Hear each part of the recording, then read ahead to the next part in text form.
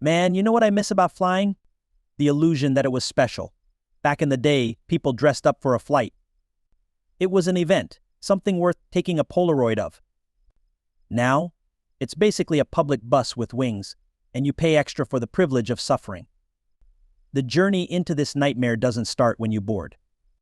It starts the second your Uber driver drops you at the curb and you see the automatic sliding doors. That's the gateway to hell, my friend. The smell hits you first.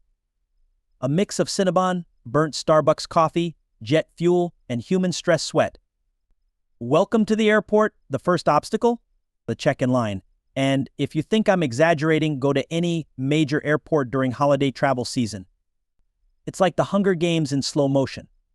You've got people who've clearly never seen a boarding pass in their life, digging through a suitcase like it's an archaeological dig, while others argue about emotional support animals or stagger around half drunk.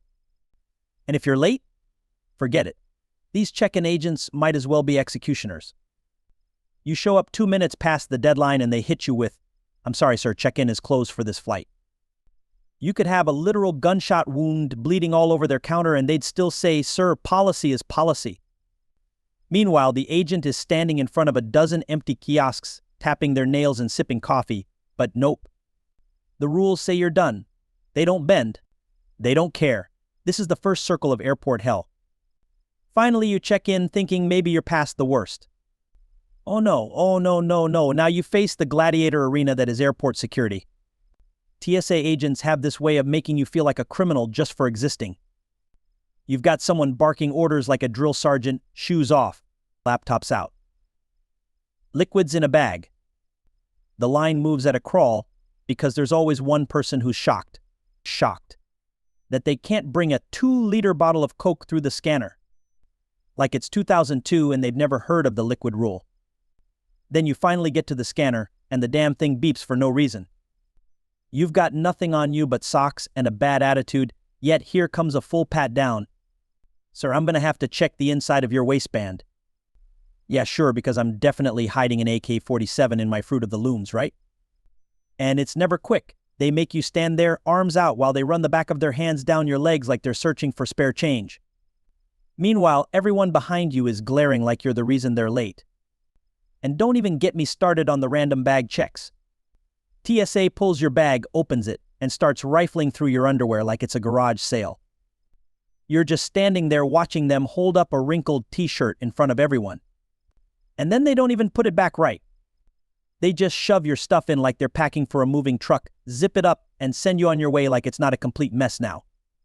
When you finally emerge from the security maze, you think you've earned a break. Nope, welcome to the terminal. The overpriced food court of your nightmares. Everything in here costs more than your first car. A single bottle of water, $7. A sad, crusty sandwich, $15. And they have the audacity to smile at you when they say the price, like they're not robbing you in broad daylight. But you'll pay it, because what choice do you have? Unless you're prepared to starve until landing, you're eating that $15 sandwich like it's a fine dining experience. The seating situation in the terminal? Forget it. Every chair is either taken or covered in someone's luggage. You'll see a full-grown man asleep across 3 seats, drooling into his hoodie while his carry-on takes up the 4th. And good luck finding an outlet. There's always a crowd huddled around the one working charging station like it's a campfire in the apocalypse. People are literally sitting on the floor in business suits, scrolling through emails, desperate to keep their phone alive. And then there's the gate announcements. They're always vague. "Attention passengers, Flight 482 to Chicago has been delayed due to operational issues." Operational issues? That could mean anything from the plane is on fire to the pilot had to take a shit. And they love to string you along. They'll push it back 20 minutes at a time so you never leave the gate. You just sit there, clutching your overpriced water, watching your will to live slowly drain away. Worst case? Flight's canceled. Now you're not going anywhere. You're suddenly part of this community of stranded travelers who all look like they're about to cry or commit a felony.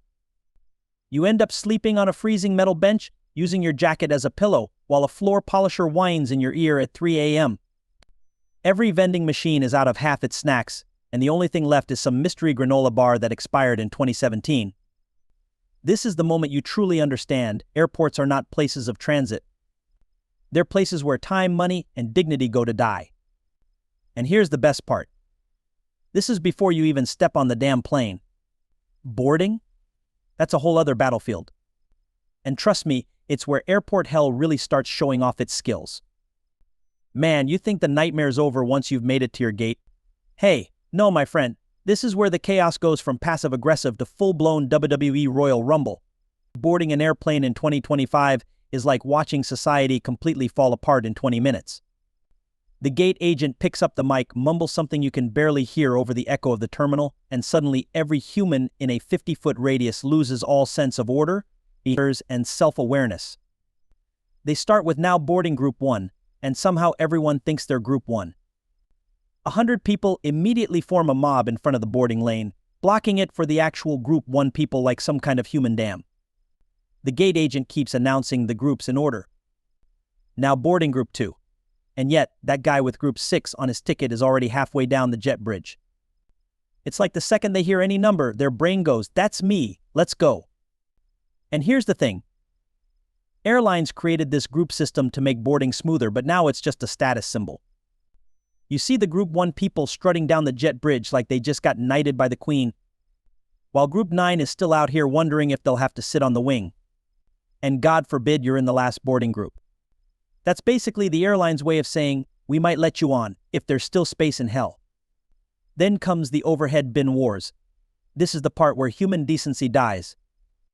Everyone's desperate to claim space for their bag, and nobody cares if their carry-on could crush a small child. The bins fill up faster than a free beer keg at a frat party. You'll see people putting their bag 3 rows ahead of their seat like they own the place. Then the poor group 8 passengers have to walk all the way to the back of the plane carrying their bag, only to be told, sorry, we'll have to check that. Meanwhile, there's always that person who can't figure out how to put their bag in the bin. They stand there blocking the entire aisle, rotating it every possible way except the one that fits, while the rest of us are stuck holding our carry-ons and contemplating murder. Sometimes another passenger will step in to help, but other times we just stand there silently praying the flight attendant steps in before we lose our shit. And don't even get me started on the aisle blockers. You're supposed to get to your seat, sit down, and let everyone else pass, right? Wrong. There's always someone who decides now is the perfect time to reorganize their entire bag, take off their jacket, put on a sweater, take a selfie, text their cousin, and floss their teeth. The line behind them? Completely frozen. The flight attendants keep saying, please move out of the aisle so others can pass, and these people act like they don't speak English. Let's talk about families boarding. I get it. Traveling with kids is hard. But why, in the name of all that's holy, do some parents wait until boarding to start explaining to their 5-year-old how to work the seatbelt? The rest of us are standing there, sweating, holding our bags, watching this kid push every button except the one that clicks. And there's always a screaming baby in the mix. Not crying, screaming. That high-pitched, glass-shattering wail that makes your soul leave your body. The parents are frantically shoving snacks at the kid like they're trying to feed a wild animal, and you just know that sound will be your soundtrack for the entire flight. And then window seat people who board early. Why? Why do you board early if you know you're going to make everyone in your row get up again? You're in the window seat, you know 2 other people have to sit in your row, but instead of boarding late and sliding in, you board early, get comfortable, you put on your neck pillow, and act surprised when someone says, "That's my seat." Then it's a whole production of you standing up, stepping into the aisle, bumping 5 people with your ass and holding up the entire line. Of course, there's also the guy who brings way too much shit on board. Somehow he got past the gate with 2 giant carry-ons, a backpack, and a shopping bag from the airport store. He tries to cram all of it into the overhead bin, and when it doesn't fit, he starts jamming it in with the force of a linebacker, smashing everyone else's bags like he's playing Tetris on hard mode. The flight attendant tells him to check 1, and he acts like she just asked for his firstborn child. And here's my favorite. The pre-boarding liars. Airlines have rules. Pre-boarding is for people with disabilities, the elderly, and families with small kids. But every flight, there's a healthy 35-year-old who suddenly has a bad knee the second they see that early boarding lane. They limp dramatically down the jet bridge, then magically walk off the plane at the destination like they've been healed mid-flight. It's a miracle. Praise the upgrade gods. Now, all of this chaos is happening while the gate agent is making passive-aggressive announcements. We cannot depart until everyone is seated with their seatbelts fastened. Translation, sit the fuck down so we can leave. But people keep standing, swapping seats, arguing over overhead bin space like they're negotiating a hostage release. Every minute this goes on, your departure time gets pushed further back, and you're already calculating how late you're going to be when you land. The final insult? Once you're finally seated, sweating and frustrated, you realize your boarding group didn't matter at all. You all end up in the same tiny-ass seat with the same lack of legroom, breathing the same recycled air. The only difference is who had to stand longer holding a carry-on while contemplating their life choices. But don't worry, this is just the warm-up. Because the second that plane takes off, a whole new kind of hell begins. The kind where you're trapped in a flying metal tube with strangers for hours, with no escape, and every weird habit they have is now your problem. Man, once the cabin door slams shut and the plane starts taxiing, you'd think maybe, just maybe, things will calm down. Nope, this is when the real entertainment begins. Welcome to the in-flight circus, where everyone's quirks, bad habits, and questionable life choices get shoved together into a pressurized metal tube for hours. First off, there's the safety demonstration. You've heard it 1,000 times, but the flight attendants still go through it like they're auditioning for a low-budget Broadway show. Half the passengers are ignoring them completely, earbuds in, heads down, while the other half are pretending to pay attention but secretly thinking, if we crash, I'm fucked anyway. And then there's always that one guy laughing when they say your seat cushion can be used as a flotation device. Like it's the funniest joke he's ever heard. As soon as the seatbelt sign dings off, there's a mad rush for the bathrooms. Why? The flight has been on the ground for an hour during boarding, and the terminal literally had 10 toilets available. But apparently, holding it for 5 more minutes was impossible. So now there's a line down the aisle before the plane even reaches cruising altitude. And of course the guy in front of you decides to stand in that line with his ass exactly at your eye level. Let's talk about seat recliners. You know them. The second the plane is airborne, they slam their seat back like they're trying to break it off the hinges. No warning, no glance behind them to see if you're using a laptop or have knees. Just wham, you're suddenly in a coffin, and if you dare to tap their seat and ask them to move it forward, they give you that look like you just insulted their entire bloodline. On the flip side, you've got the people who don't recline out of some weird sense of pride, stiff as a board, glaring at everyone else. Then there's the meal service. Oh, the meal service. Remember when airplane food was free? Yeah, that's gone. Now you get the option of a $15 cardboard sandwich or a sad little snack box that looks like it was looted from a gas station. If you're lucky, you might get some pretzels and a cup of soda the size of a shot glass. And God forbid you ask for the whole can. Suddenly, the flight attendant acts like you're asking for her Netflix password. Speaking of flight attendants, they're running a marathon up and down that aisle, dodging elbows, knees, and people who think standing in the galley is stretching. Meanwhile, passengers act like they're in a restaurant. Can I get a coffee? And a tea? And another water? Oh, and can you heat this up for me? Lady, this is not Starbucks. And then, the turbulence.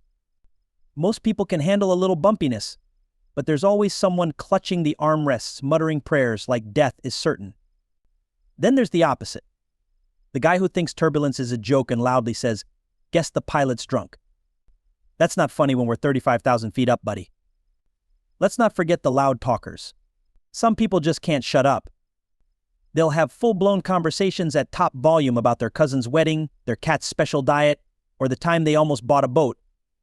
You're trapped there, headphones on, volume maxed out, still hearing every word. And of course, there's always a wannabe stand-up comedian on board who thinks the entire cabin needs to hear their airplane jokes. Then you've got the sleepers.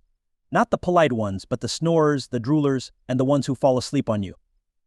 Their head slowly tilts until it's resting on your shoulder like you're their personal pillow. Now you're stuck deciding whether to shove them off or just sit there, silently dying inside, counting down the hours. Children. Oh, sweet Jesus, the children. I get it, flying is tough for kids, but some of these little gremlins turn into demons at 30,000 feet. Screaming, kicking the back of your seat, running up and down the aisle like it's a playground.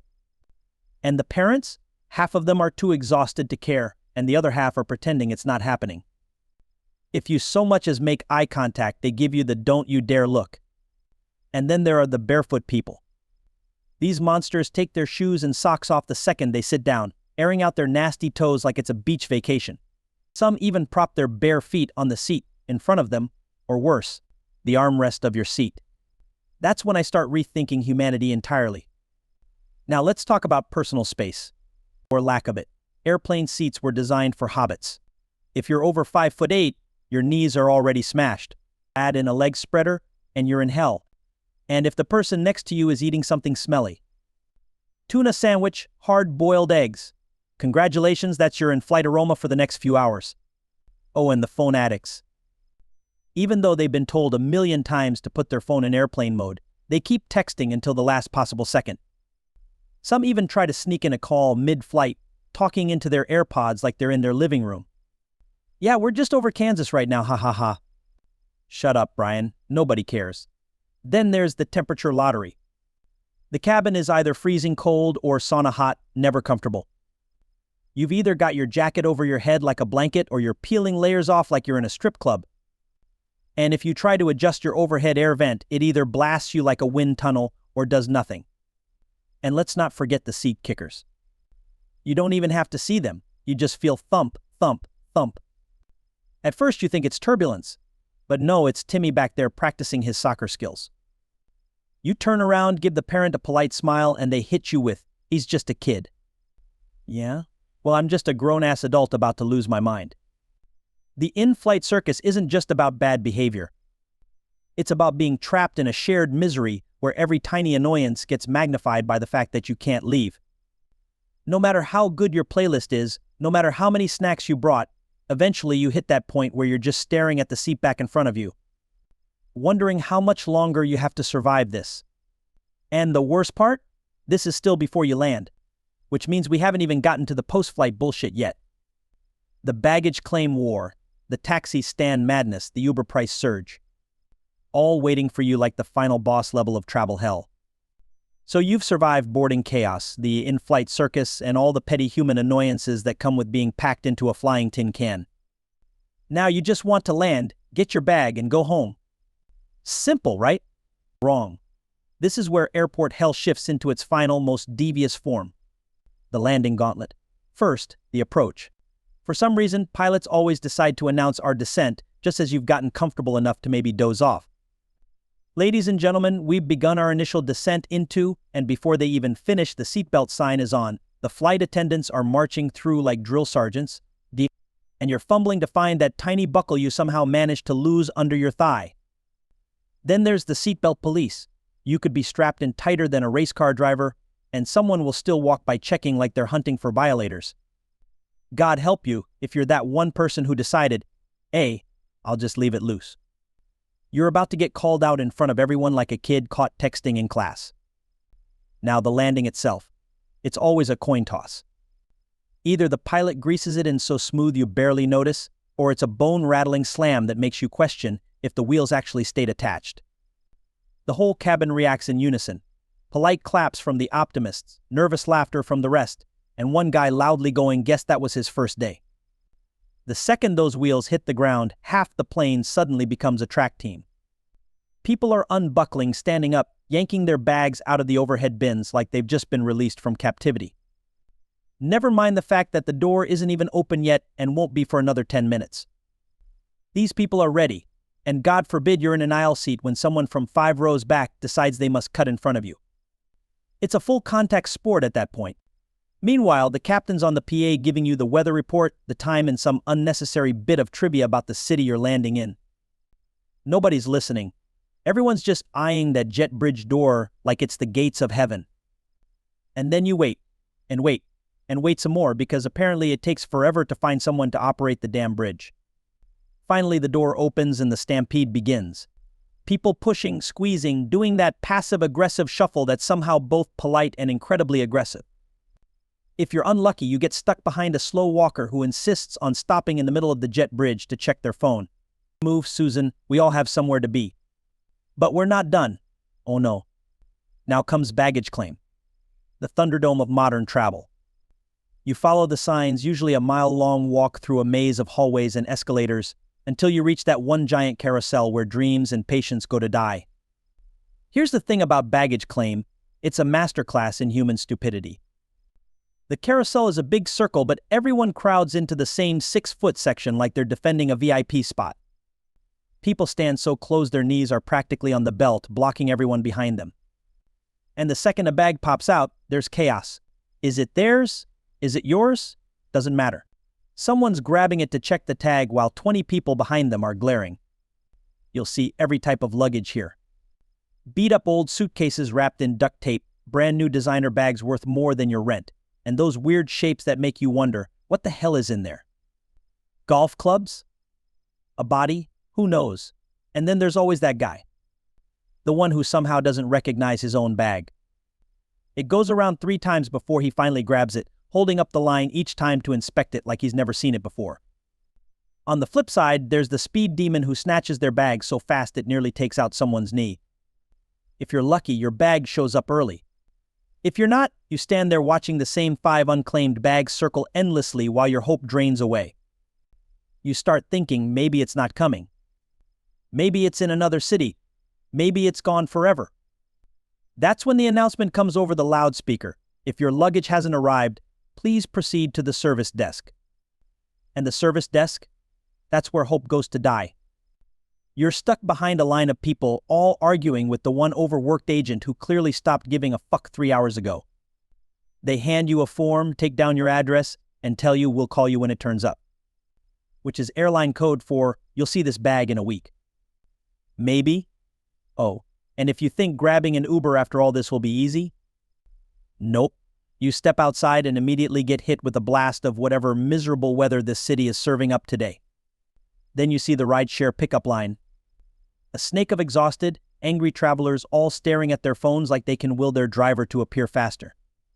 Surge pricing is in full effect, so your 20-minute ride now costs more than your plane ticket. And if you're taking a taxi, good luck. You'll be funneled into a pen where some guy in a neon vest waves you forward like it's your turn in the slaughterhouse. The cab smells like a combination of cigarettes and regret, the meter's already running before you even close the door, and the driver immediately asks, cash or card, in a tone that makes it clear which answer he's hoping for. By the time you finally get in your ride and head toward your destination, you're emotionally done. You've been up since dawn, herded through security, stuffed into a seat next to a snoring stranger, fought through the deplaning stampede, survived baggage claim warfare, and now you're paying a small fortune to get where you were going in the first place. And that's when it hits you, this is normal. This is the standard for modern air travel. We've all just accepted that every single trip has to come with this gauntlet of bullshit. It's not about making it better. It's about surviving it without losing your sanity completely. Of course, there's always that one person who cheerfully says, it's all part of the adventure. Yeah? Well, next time, I hope your adventure includes a 12-hour layover in Cleveland with nothing but a vending machine sandwich to keep you alive. So here's the question that every poor bastard who's just crawled out of an airport asks themselves, why the hell do we keep doing this? We know it's going to be hell. We know we're going to spend hundreds, sometimes thousands of dollars just to be treated like cattle, charged for every breath we take, and then spit out in some strange city feeling like we just came back from war. And yet, we booked the next flight anyway. Let's be honest, part of it is necessity. If you want to go see family, if you've got business across the country, or if you just want to escape winter for a week in the sun, you don't really have a choice. Sure, you could drive, but who the fuck is spending 36 hours in a car when they could, in theory, be there in 5? Flying is supposed to be the faster option, supposed to be. The airlines know this. They've got us by the balls, and they know damn well we're not walking to Hawaii. So they keep pushing the limits of what they can get away with. Want a seat? That'll cost extra. Want to bring clothes? That'll cost extra. Want water so you don't pass out mid-flight? That's $6. Hell, I'm surprised they don't have a breathing fee yet. Give it time. Then there's the illusion of glamour. Movies still sell us this bullshit fantasy of air travel being this sleek, sexy champagne and legroom experience. In reality, the only champagne you're getting is from the overpriced bar in the terminal and legroom. Please. The only time you're stretching your legs is when you're stuck standing in a boarding line for 45 minutes. But here's the thing. For all the misery, flying still has that tiny spark of magic. The moment when you're above the clouds, city lights glowing below, and you think, damn, I'm actually thousands of feet in the air, heading somewhere new. That moment lasts about 15 seconds before a baby screams or the guy next to you starts coughing like he's got the plague, but still. It's there. We also put up with it because we trick ourselves into thinking next time will be better. I'll pick a different airline. I'll take an earlier flight. I'll pack lighter. All these little lies we tell ourselves, like bad gamblers swearing they'll win it all back next hand. And sometimes, yeah, you do get lucky. Smooth check-in, short lines, flight on time, no one kicking your seat. But those are rare, once-in-a-blue moon flights. The rest are varying shades of hell. Another reason? Social media. Everyone wants the vacation photos, the airport selfies, the look-at-me traveling content. Nobody posts the part where they spent an hour barefoot in a security line or ate a $14 bag of trail mix because it was the only thing open. We curate the dream, hide the reality, and that keeps the cycle going. Then there's the absolute worst reason of all, FOMO. Fear of missing out will make people put up with anything. Cramped seat? Fine. Middle seat? Fine. Screaming toddler? Fine. As long as you get to say you were there. The concert, the beach, the wedding, the festival. People will happily endure hours of bullshit for a few moments of Instagram-worthy joy. And let's not forget the psychological trap airlines play on us. They announce a deal. $99 flights. But by the time you're done with seat selection, baggage fees, snacks, Wi-Fi, and maybe a drink to calm your nerves, that $99 turns into $400. But hey, you're already in too deep to back out. And that's how they get you. Now, I know some people will say, well, just fly first class. Sure. And I'll also buy a yacht while I'm at it. First class is nice if you can afford to drop the price of a used car on a ticket, but for the rest of us, that's just a fantasy. We're back in economy, knees in our chests, eating pretzels out of a bag the size of a business card. The irony is, even with all the shit, there's still this weird camaraderie among travelers. The shared misery bonds you. You make eye contact with someone in line and both just silently acknowledge, yeah, this sucks. You chat with the stranger next to you about how delayed you are or laugh together when the pilot makes some awkward joke over the PA. It's like being in a really bad group project that you didn't sign up for, but somehow you're all in it together. And when it's all over, when you've landed, fought for your bag, escaped the Uber line, and finally collapsed into bed, there's that moment of relief. You made it, you survived. And somewhere deep down, you know you'll do it again. Because as much as we hate it, the payoff, the place you're going, the people you see, the things you experience, somehow makes it worth it. But make no mistake, the system is broken. It's been broken for a long time. Security theater that does more to humiliate passengers than actually make us safe. Airlines nickel and diming us into oblivion. Airports designed more like shopping malls than transit hubs, because God forbid we don't spend money while trapped in their concrete maze. And every time you think, maybe it's getting better, something happens. A mass delay, a computer system crash, some new absurd fee. And you realize, nope, still hell. Only now it's hell with mood lighting and branded coffee shops.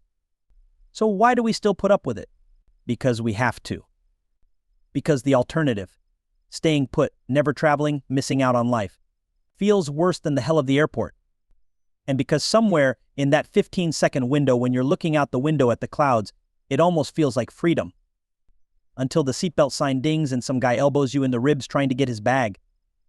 And that, my friends, is why modern flying is a sick, twisted game we keep playing, knowing damn well the house always wins.